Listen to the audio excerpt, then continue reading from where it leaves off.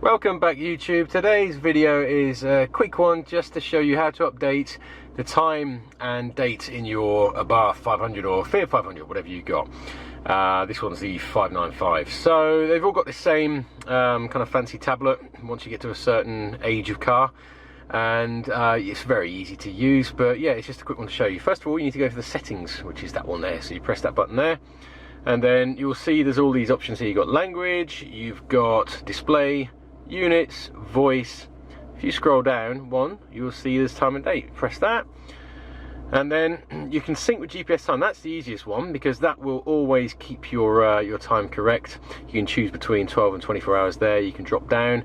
You can show the time in the status bar as well. If it's gone missing, that's how you get it back. You just tick that box, and you can set the date and the date, month, year yourself there. That's the bottom at the end there. A few other useful things as well you might want to also look at during here. You've got your lights here, so you can set your DRLs, your daytime running lights. Your doors and locks, you can do your auto door lock, so when you drive off, the car will automatically lock the doors.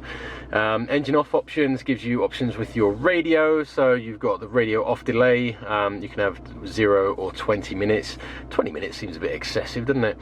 Other than that, yeah, you've got audio, so if you want to mess around with the balance, fade, equalizer, the speed adjust volume, so that you can change if the radio gets louder as you drive faster, and you've got loudness on, off as well there. So there's all useful little things in the settings that are quite handy. If you've got phone, you can do your issues here as well. You can do your do not disturb and pair your phone within this bit here.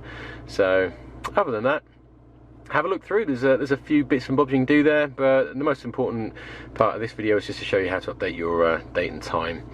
So thanks for watching. If you found it useful, please give this video a quick thumbs up, subscribe to my channel, and feel free to drop a comment. Thanks for watching.